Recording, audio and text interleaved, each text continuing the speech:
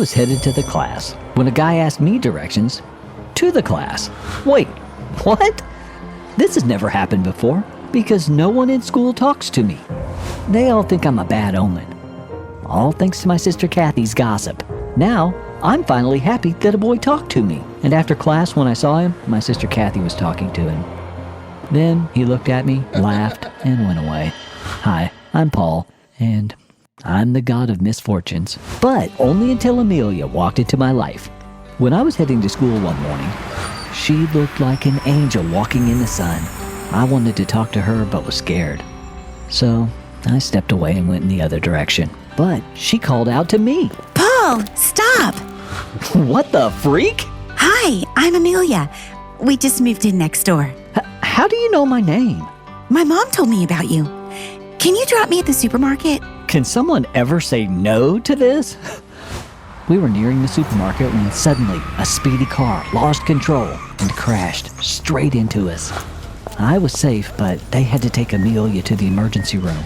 And when I went there, her parents were so angry with me. You? Please leave before you cause any more harm to my daughter! My misfortune has taken away the only girl that smiled at me. I was so angry with God and everyone. And I did not step out of the house for the next couple of weeks, but even that did not help. One evening, my sister came back from school and complained to my mom about her teacher scolding her for not doing the homework right. And she said it was all my fault, since I had helped her do the homework. My mom yelled at me. Stop ruining everyone's happiness. Go to your room. Seriously? How am I the cause of every bad thing? I sat up when our doorbell rang. It was Amelia. She had come home. Amelia, what are you doing here? Dad was upset with this girl coming. Hi, I'm Amelia. Girl, you better leave. He is not right for you or anybody. Paul, show me your room. We have to talk. What? She left Dad stunned for a while. Man, she's unbelievable. I took her to my room and she immediately hugged me and thanked me for saving her life. Just then, my sister walked in and saw us hugging. She was not at all happy. Hey, I'm Kathy, his sister. Paul, Mom wants you downstairs. I knew she was lying, so I stared at her angrily. Amelia then held my hand and whispered in my ear. Come to the lake tonight, and you'll know the real reason for your misfortune. I was shocked. She knows the reason for my misfortune? Who is she? Even before I could ask her, she had left. At night, I was trying to sneak out when I saw my dad with a man in a hoodie. I had never seen him before, and he looked like a goon. My instinct told me to follow them. They went into a warehouse where there were more men. My dad handed them a picture of Amelia and told them to finish her off. I could not believe this. Why would Dad do something like this? After he left, I was going to leave, but I slipped and fell. The goons saw me and chased me. I ran from there. I have to save Amelia. I rushed to the lake to tell her about this, but she was not there. I did not see her for the next couple of days, and I grew anxious. But then I saw her at my school. I was so happy that I rushed to say hi and apologize for showing up late at the lake.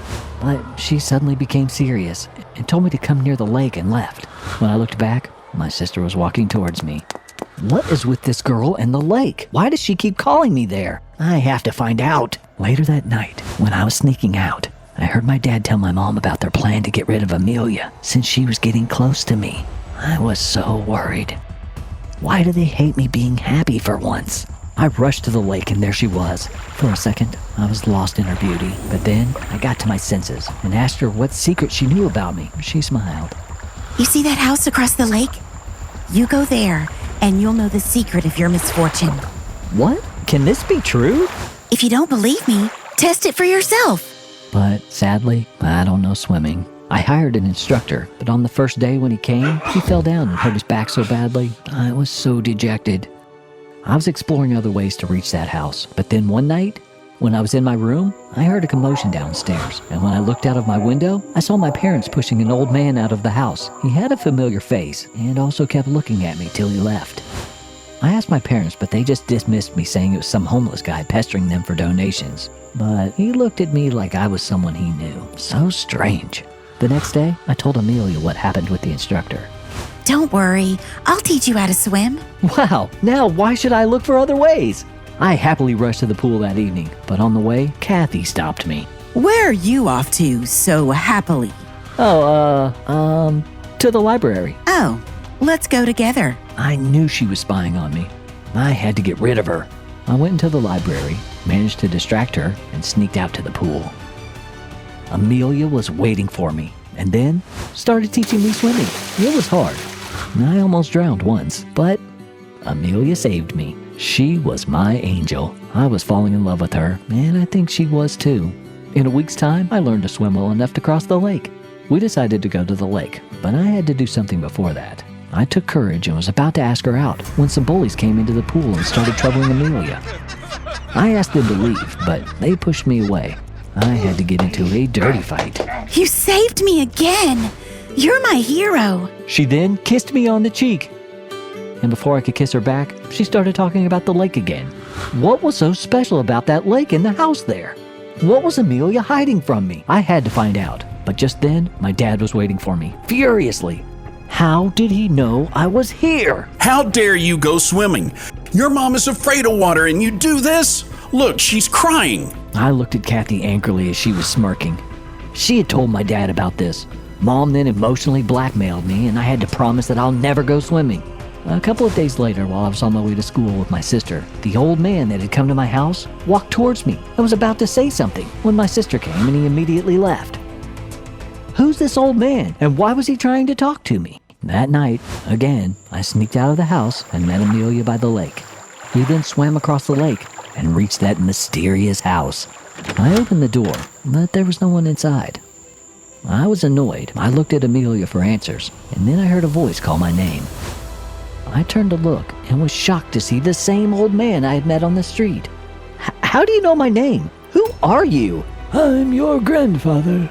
I was shocked to hear this and did not believe him, but when he showed me pictures of me as a young child, I had to know more, and what he told me shook me more.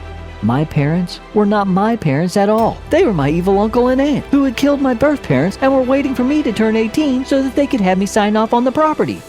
They had me believe that I was a bad omen so that I would give up my property on my own to my sister or any one of them. How wicked! Son, I tried to meet you several times during the years to tell you this, but those wretched villains stopped me. You were the best thing that happened to your parents. You brought them luck. I meant luck? Throughout my life, I've only heard the opposite of it. Now I'm so pleased. I looked for Amelia, but she had walked out by then.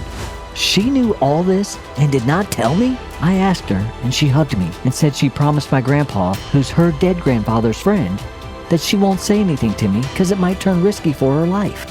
I went to my house, along with Amelia and my grandpa, and got my fake parents arrested. Now, I live my life happily with grandpa and started dating Amelia. And I'm not the god of misfortune anymore. No one is.